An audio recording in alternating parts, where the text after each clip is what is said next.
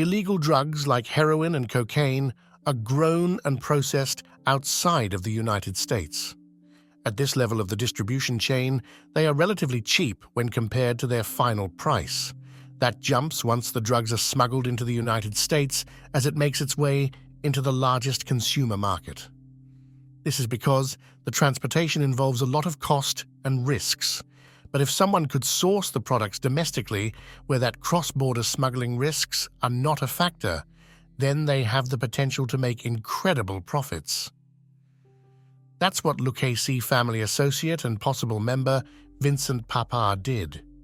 He devised a system that was the next best thing to growing poppy plants domestically.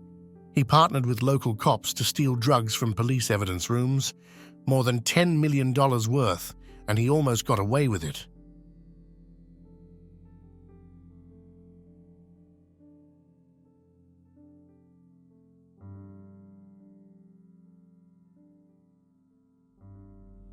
Long before the Mexican cartels dominated the market, drugs in America were primarily imported and supplied by Cosa Nostra through a supply chain that has later been called the French Connection.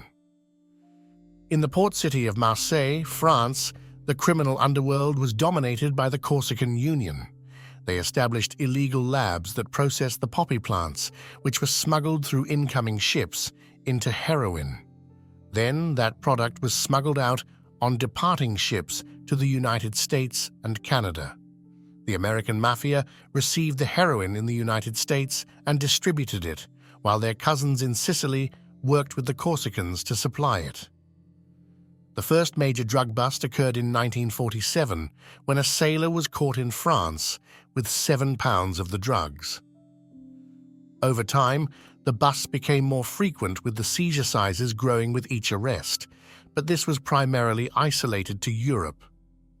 The first major American drug bust in relation to the French Connection happened in January of 1962 when New York City Police Department detectives Sonny Grosso and Eddie Egan discovered 112 pounds of heroin hidden in secret compartments of a car that was shipped into the United States from France.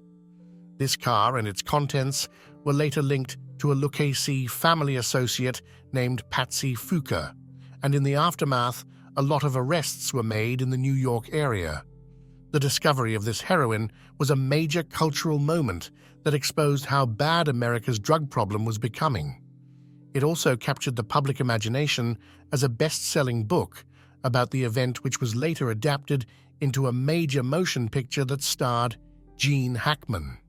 The film won the 1972 Oscar for Best Picture plus 7 more categories. But the heroin is the real star of this particular story. On March 2, 1962, detectives Grosso and Egan delivered 2 packages to the New York City Police property clerk on the 2nd floor at 400 Broome Street. This was a centralized, large evidence storage area for active NYPD cases. One package of heroin was in a blue suitcase, and the other was in a gray trunk.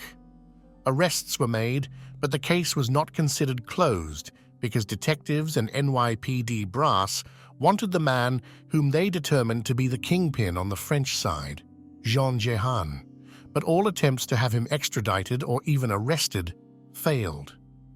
French authorities had no interest in pursuing charges against the man, as he was a French resistance World War II hero. Plus, he probably had more than a few government officials bribed for his own protection. And so the case went cold, and the 112 pounds of heroin sat in the evidence room for years without being destroyed, as its case was still considered open.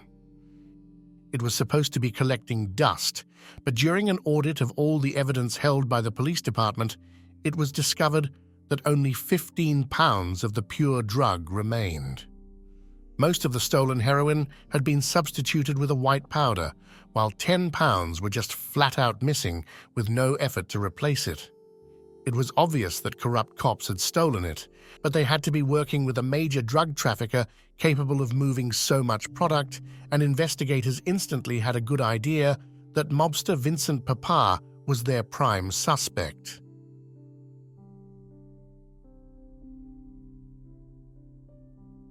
Vincent Papa was believed by law enforcement to have been an associate of the Lucchese family and not a made member, while other people speculate that he was officially inducted into the family. He was born in 1917 in Queens and never left the borough. In 1957, after the disastrous Appalachian meeting, the five families closed the books on new memberships into their borgatas. He would have been 40 years old when this happened, and given the extent of his criminal activities, it seems highly probable that he had been inducted. In addition to trafficking narcotics, he is said to have owned several businesses in Astoria while conducting illegal activities like gambling, loan sharking, and numbers rackets in the back rooms. He was arrested 28 times during his criminal career, 2 of which were drug-related, and his final one in 1972 culminated into a 22-year prison sentence. In December of 1972, NYPD Commissioner Patrick Murphy announced that the French Connection heroin, which had a street value of more than $10 million, had been stolen from the evidence storage. They believed that the theft had occurred before 1970. The drugs were first signed out 4 days after it was logged in on March 6, 1962, when it was brought out to be presented at an arraignment in Brooklyn Criminal Court. It was signed out again later that month on March 30th to be presented to a grand jury. On July 23, 1964, the heroin was released to the Treasury Department and brought to Washington, D.C., where it was presented during a hearing for the United States Senate Permanent Committee on Investigations. It was later returned to the NYPD in August of that year. On September 29, 1969, a property clerk receipt stated that a Detective Nunziato removed the narcotics for a district attorney. Detective Nunziato was questioned in early 1972 by federal investigators on an unrelated matter about police corruption in narcotics trafficking. Shortly after this, he was found dead. It was ruled to be a suicide. The badge number listed on the receipt was fake, which led to the possibility that someone else might have been impersonating this detective. The heroin was not signed back in as returned, and when exactly the fake heroin was substituted in its place remains a mystery. A special squad was set up to investigate the disappearance of the drugs. One of the angles they explored was possible links to organized crime, and that soon put Vincent Papa in their crosshairs thanks to his criminal record. There were only a few men in New York who could move the amount of drugs that were stolen, and he was at the top of their list. According to U.S. Attorney James Drucker, Vincent Papa was moving about 25 pounds of heroin every week between 1967 and 1971. Papa owned a social club where he conducted his illegal businesses. He also owned a car service company where, in addition to passengers, his cars also moved drugs across the city. Papa is said to have been a family man that was devoted to his kids, and unlike other mobsters, he did not cheat on his wife. He was known to keep a low profile and was not flashy like the other men in his trade. He was called a stand-up guy, and because he was in his 50s around this time, he was often called the old man or dad by his associates. But his kindness did not mean that he was lacking a vicious streak. As the police investigated Papa for the missing heroin, 2 of his associates were murdered. They were Jacques Le Courrier, who ran Papa's car service company, and Louis Lacerra. Le Courrier went missing first, and Papa then sent a message to an associate: "Don't send anybody to Jack, but Louis." Months later, Louis Lacerra's corpse was found in Queens with a bullet in its head. On February 4, 1972, a joint task force of federal investigators and NYPD detectives moved against Papa when he and Capo Regime Joe DiNapoli left DiNapoli's mistress's home in the Bronx while carrying a green suitcase. Inside, it was $967,450 in new bills. The men claimed that they found the suitcase in a phone booth and were on their way to the police station so that they could turn it in. In reality, a heroin dealer they were working with, named Joseph Ragusa, had set them up with law enforcement in a drug buy for 160 pounds of heroin. Vinny Papa was charged with conspiracy to distribute narcotics. The following year, Papa was hauled in front of a grand jury to answer questions about the missing French Connection heroin. He hired a high-profile criminal defense lawyer named Frank Lopez and pled the fifth. Unknown to Papa or his lawyer, Lopez's business partner, Theodore Rosenberg, was under surveillance due to an investigation into a New York State Supreme Court judge, and their office phones were wiretapped. One day in August of 1973, a detective listening to the recordings recognized a voice that was calling Rosenberg. It was former NYPD Special Investigating Unit Detective Frank King. The SIU had a reputation for corruption, where robbing drug dealers and taking bribes was commonplace. About 80 officers belonged to this unit that was set up in response to the French Connection bust, and they acted like the princes of the city. Detective Frank King left the NYPD in 1972 and started his own private investigation service. In December of 1973, a phone conversation between Papa's lawyer Frank Lopez and King was recorded, where Lopez assured the former detective that his position was secured, but the main worry was that the investigators might discover who had forged the signature of Detective Nunziato when the French Connection heroin was last signed out. In addition to Papa and King being connected through lawyer Frank Lopez, investigators discovered that in May 1972, Papa hired King's new private investigations company to provide protection for his children after Carlo Gambino's nephew Manny was kidnapped and killed.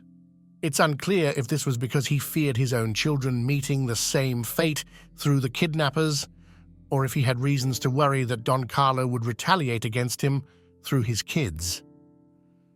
Detective Nunziato's suicide was also re-examined.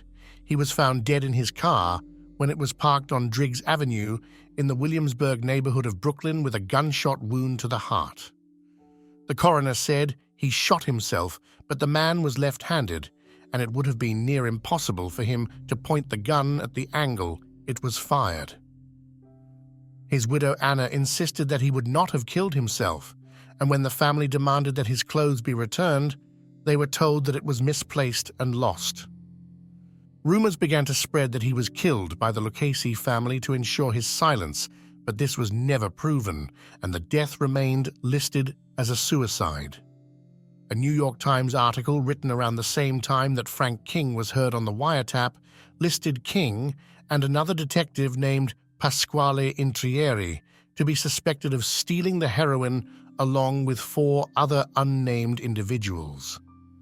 From the point when he first appeared on the police's radar in August, King was under constant surveillance. In February 1974, the special state prosecutor in charge of the case, Maurice Najari, announced that they were closing in on the kingpin responsible for the missing drugs. Both Frank King and Vinny Papa were indicted for the stolen heroin on May 10th. However, the investigation would still drag on for another 3 years. In 1975, Papa finally had his day in court for the 1972 narcotics conspiracy charge. The drug trafficker that initially gave him up, Joseph Ragusa, was the primary witness against him. Vinny Papa was found guilty and sentenced to 22 years to be served at the Atlanta Federal Penitentiary. Given how he was 57 years old at the time, this was basically a life sentence. Things went from bad to worse for Papa when it was revealed that he gave detectives the names of corrupt SIU officers in the hope of making a deal. While this was not a betrayal of another Mafia member, it was seen as breaking the oath of omerta because he cooperated and named names. A deal was rejected because the investigators said his information was inaccurate. In 1976, former detective Frank King was tried for corruption and for accepting bribes for Vinny Papa. He was found not guilty. King was indicted the following year for tax evasion, as his spending of illegal money from the bribes and shakedowns exceeded his official income. He was found guilty and sentenced to 9 years in prison. The investigation petered out in 1976, and King was never charged. Vincent Papa was charged with contempt of court in relation to the missing drugs, and he pled guilty as he made a deal that his sentence for this would run concurrently with his original 22-year stretch. Information that Vincent Papa had named names leaked into the Atlanta Federal Prison's general inmate population, and Papa found himself seeing enemies everywhere. His lawyer begged authorities to move him into another facility, and prosecutors offered to do that if he named more names. Papa refused to. On July 26, 1977, Vincent Papa was stabbed multiple times by 3 black inmates as he entered the prison yard. We don't know who sanctioned the murder and why, but there are 4 theories. The first is that he offended the boss of the Lucchese family, Carmine Tramunti, who was also doing time in this prison, and he was murdered in retaliation. The second theory is that Cosa Nostra had him killed because he was a rat. In theory number 3, a Jewish drug trafficker named Herbie Sperling orchestrated the killing. He was indicted by a grand jury for being behind the murder, but he was later acquitted for lack of evidence.